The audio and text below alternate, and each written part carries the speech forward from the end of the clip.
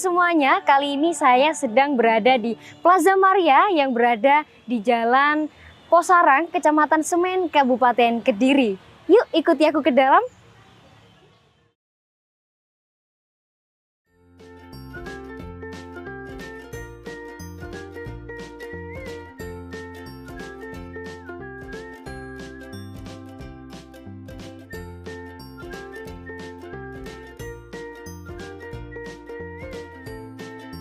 Gua Maria Posarang ini terletak di lereng Gunung Wilis dan berada pada ketinggian 400 meter di atas permukaan laut dengan udara yang sejuk, yakni rata-rata 21 sampai 25 derajat Celcius. Gua Maria merupakan salah satu dari banyaknya gua buatan tangan manusia. Tempat ini didirikan atas usulan dari Romo Jan Wolters CM dengan bantuan dari arsitek ternama pada masanya yakni Ir Henricius pada tahun 1936.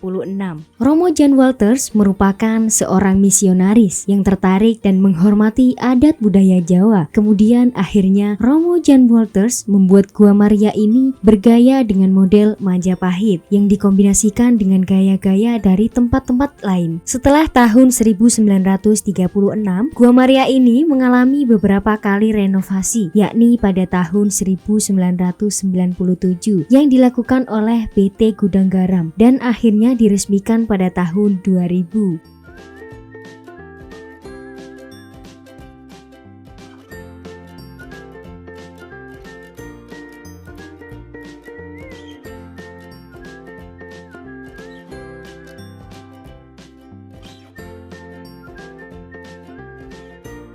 Pada saat menuju kawasan gua, Anda akan disambut dengan beberapa penjual dari warga setempat yang menjual berbagai macam makanan dan minuman. Tak hanya itu, mereka juga menyediakan beberapa oleh-oleh seperti pernak-pernik, patung, dan segala macam buah-buahan. Selain beberapa oleh-oleh, kalian akan melewati beberapa anak tangga untuk menuju Gua Maria. Halo teman-teman semuanya, kali ini saya sudah berada di depan pintu masuk Gua Maria. Mari ikuti aku ke dalam.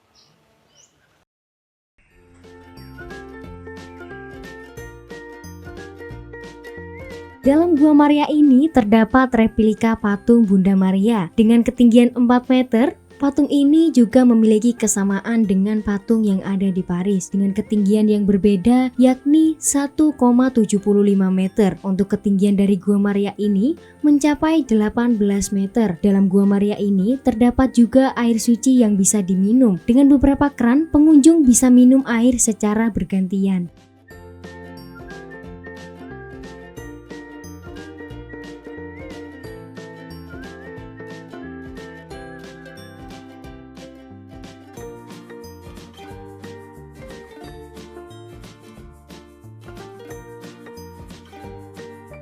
Tepat di depan Gua Maria, terdapat beberapa kursi kecil yang disediakan bagi mereka yang ingin memanjatkan doa di depan patung Bunda Maria. Untuk mengunjungi Gua Maria ini, pengunjung hanya dikenakan biaya parkir sebesar Rp5.000 saja.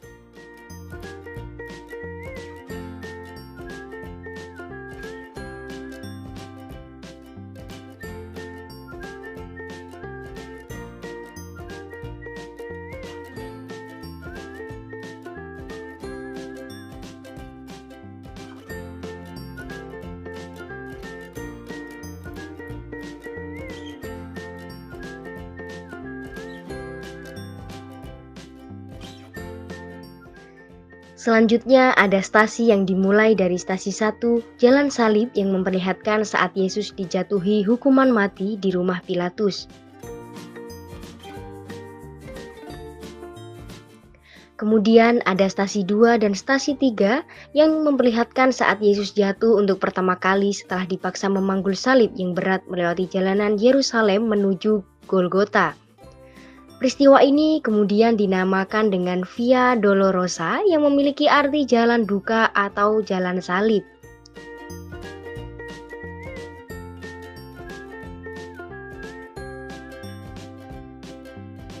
Kemudian ada stasi 4 yang menggambarkan peristiwa ketika Yesus bertemu dengan ibunya.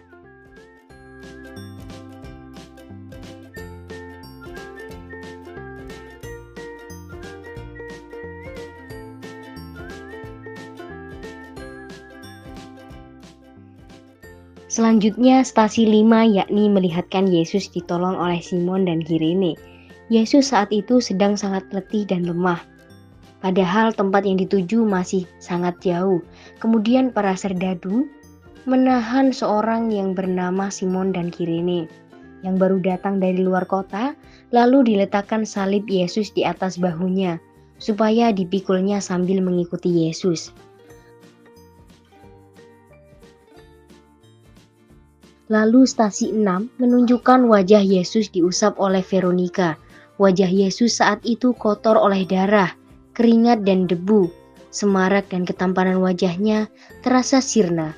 Kendati begitu masih ada orang yang bersimpati pada Yesus, yakni Veronica. Ia maju mendekati Yesus lalu mengusap wajahnya dengan tindakannya yang sederhana. Kemudian ke stasi 7, Yesus jatuh untuk kedua kalinya. Kendati sudah ditolong oleh Simon dan Kirene dan wajahnya sudah dibersihkan, tubuh Yesus tidak bertambah segar. Salib yang menindih terasa semakin berat. Perjalanan masih jauh, Yesus semakin payah. Untuk kedua kalinya Yesus jatuh. Meskipun begitu dengan teguh hati ia bangun. Diangkatnya lah kembali salib berat itu. Ia meneruskan perjalanan tanpa mengeluh. Selanjutnya ke stasi 8. Yesus menghibur perempuan-perempuan yang menangisinya. Tatkala Yesus menampaki jalan salibnya menuju Golgota. Banyak orang mengikuti dia, di antaranya banyak wanita yang menangisi dan meratapi dia. Yesus berpaling kepada mereka dan berkata, "Hai putri-putri Yerusalem, janganlah engkau menangisi aku, melainkan tangisilah dirimu sendiri dan anak-anakmu." Lalu ke stasi 9, Yesus jatuh untuk ketiga kalinya. Hari semakin panas, jalanan menuju puncak Golgota semakin menanjak.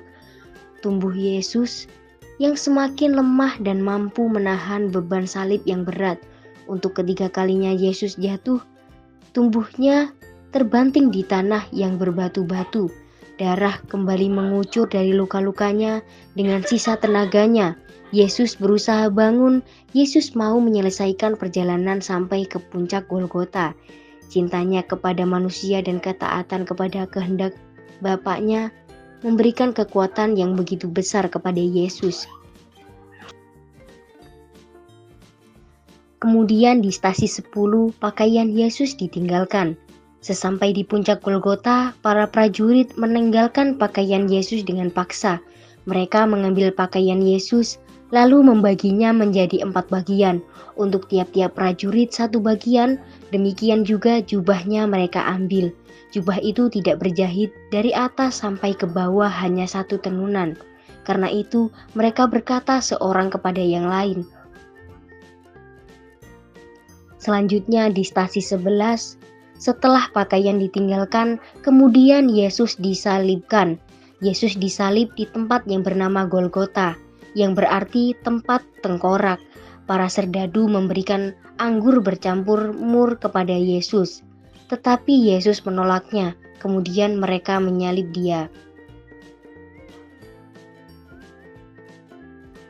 Lanjut ke stasi 12, Yesus telah wafat di kayu salib. Ketika itu, hari sudah kukira pukul 12 siang. Lalu kegelapan meliputi seluruh daerah itu sampai pukul 3, sebab matahari tidak bersinar, dan tabir bait suci terbelah 2. Selanjutnya kepada pasukan yang prajurit-prajurit yang menjaga Yesus menjadi sangat takut menyaksikan wafat Yesus secara demikian. Selanjutnya di stasi 13, Yesus diturunkan dari salib. Di dekat salib, Yesus berdiri Maria, ibunya, saudara ibunya Maria istri Kleopas, dan Maria Magdalena, salah seorang prajurit, menikam lambung Yesus, dan segera keluarlah darah serta air. Hari mulai malam, maka Yusuf dari Arimatea yang telah menjadi murid Yesus memberanikan diri menghadap Pilatus untuk meminta jenazah Yesus. Pilatus heran waktu mendengar Yesus sudah mati. Setelah mendengar keterangan kepala pasukan, ia berkenan memberikan jenazah Yesus.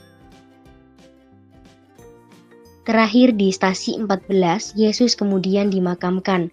Para murid mengambil jenazah Yesus dan mengafaninya dengan kain lenan dan memburatinya dengan rempah-rempah menurut adat orang Yahudi bila menguburkan mayat. Dekat tempat Yesus disalibkan ada sebuah kubur baru yang di dalamnya belum pernah dimakamkan seseorang. Maka mereka membaringkan mayat Yesus di situ.